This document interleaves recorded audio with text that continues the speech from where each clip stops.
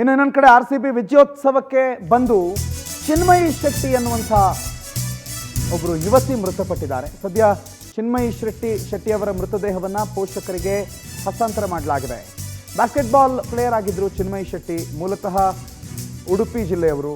ಸದ್ಯ ಬೆಂಗಳೂರಿನ ತಿಪ್ಪಸಂದ್ರದಲ್ಲಿ ಕುಟುಂಬ ಸಮೇತ ವಾಸವಾಗಿದ್ದಾರೆ. ಅವರ ತಂದೆ ಕರುಣಾಕರ್ ಶೆಟ್ಟಿ, ತಾಯಿ ಪೂಜಾ ಶೆಟ್ಟಿ. ಜ್ಯೋತಿ ಇಂಜಿನಿಯರಿಂಗ್ ಕಾಲೇಜಿನಲ್ಲಿ BE ವ್ಯಾಸಂಗ ಮಾಡ್ತಾ ಇದ್ರು. ಅದಲ್ಲದೆ ಬೆಂಗಳೂರಿನಲ್ಲಿ ಯಕ್ಷತರಂಗ ಬೆಂಗಳೂರು ಅನ್ನುವಂಥ ಸಂಸ್ಥೆಯಲ್ಲಿ ಯಕ್ಷಗಾನ ಕೂಡ ಕಲಿತಾ ಇದ್ರು. ಯಕ್ಷಗಾನದ ಹಲವು ಕಾರ್ಯಕ್ರಮ, ಹಲವು ಪ್ರಸಂಗಗಳಲ್ಲಿ ಈಕೆ ಪಾತ್ರ ಕೂಡ ಮಾಡಿದ್ಲು. ಚಿನ್ಮಯಿ ಶೆಟ್ಟಿ ಇವತ್ತು RCB ಈ ಕಾರ್ಯಕ್ರಮಕ್ಕೆ RCBಯ ವಿಜಯೋತ್ಸವಕ್ಕೆ ಹೋಗಿ ಪ್ರಾಣ ಕಳ್ಕೊಂಡಿದ್ದಾರೆ.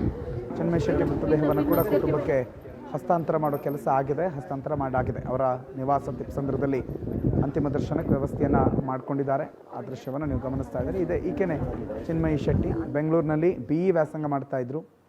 ಮೂಲತಃ ಉಡುಪಿಯವರು, ಬೆಂಗಳೂರಿನ ತಿಪ್ಪಸಂದ್ರದಲ್ಲಿ ವಾಸ ಇದ್ದರು.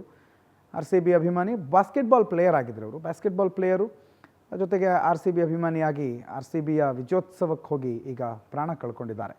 ಕುಟುಂಬಸ್ಥರಲ್ಲಿ ಮನೆಯಲ್ಲಿ ದುಃಖ ಮಡುಗಟ್ಟಿದೆ, ಕಣ್ಣೀರಾಗಿದ್ದಾರೆ. ಶೋಕ ಸಾಗರದಲ್ಲಿ ಇಡೀ ಕುಟುಂಬ ಮುಳುಗೋಗಿದೆ.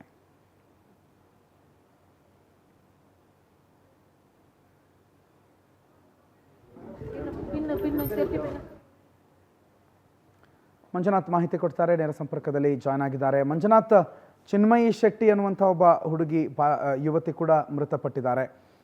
ಏನು ಅವ್ರ ಮನೆಯ ಅಪ್ಡೇಟ್ಸ್, ಏನೇನು ನಡೀತಾ ಇದೆ? ಮೃತದೇಹ ಹಸ್ತಾಂತರ ಪ್ರಕ್ರಿಯೆ ಹೇಗೆ, ಏನೇನಾಯಿತು? ಪ್ರಣತ್, ನಿಜಕ್ಕೂ ಕೂಡ ಸಂಬಂಧಿಕರ ಆಕ್ರಂದನ ಮುಗಿಲು ಮುಟ್ಟಿರುವಂಥದ್ದು.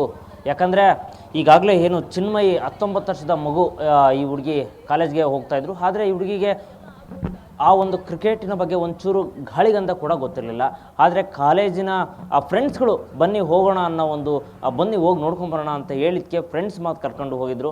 ಸೊ ಅಲ್ಲಿ ನೂಕು ನುಗ್ಗಲಾಟದಿಂದ ಉಸಿರುಗಟ್ಟಿ ಚಿನ್ಮಯಿ ಅನ್ನೋ ಯುವತಿ ಡೆತ್ ಆಗಿರುವಂಥದ್ದು. ಸದ್ಯ ಈಗಾಗಲೇ ಅಂದರೆ ಅವರ ಕುಟುಂಬದವರೆಲ್ಲರೂ ಕೂಡ ಸಿಕ್ಕಾಪಟ್ಟೆ ಆಕ್ರಂದನ, ಅಂದರೆ ಕಣ್ಣೀರಾಗ್ತಿರುವಂಥದ್ದು. ಯಾಕಂದರೆ ಅಲ್ಲಿಯೂ ಕೂಡ ಒಂದಿಷ್ಟು ಅಂದರೆ ಮುಂಜಾಗ್ರತವಾಗಿ ಆ ಚಿನ್ನಸ್ವಾಮಿ ಸ್ಟೇಡಿಯಂ ಬಳಿ ಏನಂದರೆ ಒಂದಿಷ್ಟು ಮುಂಜಾಗ್ರತವಾಗಿ ಪೊಲೀಸ್ ವ್ಯವಸ್ಥೆ, ಭದ್ರತೆ ವ್ಯವಸ್ಥೆ ಮಾಡಬೇಕಾಯಿತು, ಜೊತೆಗೆ ಆಂಬುಲೆನ್ಸ್ ವ್ಯವಸ್ಥೆ ಮಾಡಬೇಕಾಯಿತು, ಜೊತೆಗೆ ಅಗ್ನಿಶಾಮಕ ದಳದ SDRF ಈ ರೀತಿ ಒಂದಿಷ್ಟು ಭದ್ರತಾ ವ್ಯವಸ್ಥೆ ಮಾಡ್ಕೊಂಡಿದ್ರೆ ಈ ರೀತಿ ಆಗ್ತಾ ಇರಲಿಲ್ಲ ಅನಿಸುತ್ತೆ. ಸೊ ಆದರೆ ಅಂಥ ಸಂದರ್ಭದಲ್ಲಿ ಇಲ್ಲಿ ಯಾವುದೇ ಒಂದು ಪೊಲೀಸರ ಭದ್ರತೆಯ ವೈಫಲ್ಯ, ಜೊತೆಗೆ ಪೊಲೀಸ್ ಅವ್ಯವಸ್ಥೆಯಿಂದ ಈ ರೀತಿ ಆಗಿದೆ. ಜೊತೆಗೆ ಮತ್ತು ಇಲ್ಲಿ ಮುಖ್ಯವಾಗಿ ಇವತ್ತು ಅಂದರೆ ಇವರು ಆಕ್ಚುಲಿ ಇವರು ಮೂಲತಃ ಮಂಗಳೂರಿನವರಾಗಿದ್ದರು. ಸೊ ಇವ್ರಿಗೆ ಬೆಂಗಳೂರಿನಲ್ಲಿ ಕಾಲೇಜು ವಿದ್ಯಾಭ್ಯಾಸ ಮಾಡ್ತಾಯಿದ್ರು. ಸೊ ಇವ್ರಿಗೆ ಕ್ರಿಕೆಟ್ ಬಗ್ಗೆ ಏನು ಅಷ್ಟೊಂದು ಮಾಹಿತಿ ಇರಲಿಲ್ಲ.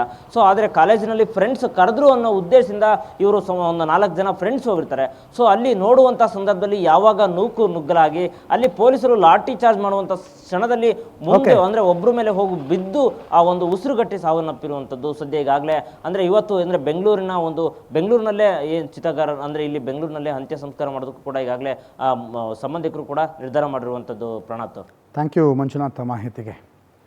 ಹಾಗಾದರೆ ಒಟ್ಟಾರೆ RCB ಅಭಿಮಾನಿಗಳು RCBಯ ಅಭಿಮಾನವನ್ನು ತೋರಿಸೋದಕ್ಕೆ ಹೋಗಿ 11 ಜನ ಜೀವ ಚೆಲ್ಲಿದ್ದಾರೆ. 33 ಜನ ಗಾಯಾಳುಗಳಾಗಿ ಆಸ್ಪತ್ರೆಯಲ್ಲಿ ಚಿಕಿತ್ಸೆ ಪಡಿತಿದ್ದಾರೆ. ಕೆಲವರು ಡಿಸ್ಚಾರ್ಜ್ ಆಗಿ ಮನೆಗೆ ಹೋಗಿದ್ದಾರೆ, ಇನ್ನು ಕೆಲವರು ಮೂಳೆ ಮುರಿದಿಂದ ನೋವನ್ನು ಅನುಭವಿಸ್ತಾ ಇದ್ದಾರೆ. ಬಟ್ ಯಾರು ಕಾರಣ? ಈ 11 ಜನರ ಸಾವಿಗೆ ಹೊಣೆ ಯಾರು?